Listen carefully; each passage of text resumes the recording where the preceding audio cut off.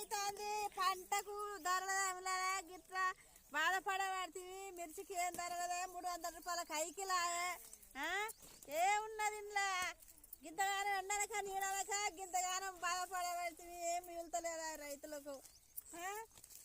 ఏం చేస్తుడు ఇక గిట్లా ఉన్నాక ఎట్లా బతుకురు రైతులందరూ?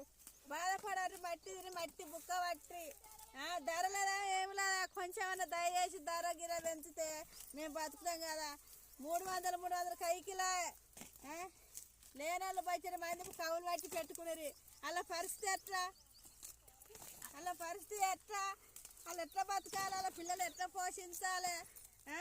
వాళ్ళ పిల్లలు కథా కార్ఖానా చదువులు శాస్త్రం డబ్బులు లేక బాధపడబట్టింది. అది ఎట్లా రావాలి? అవి ఈ ధర ఉంటే కదా అట్లా పెట్టేది పిల్లలకు. రైతే రాజు అంట.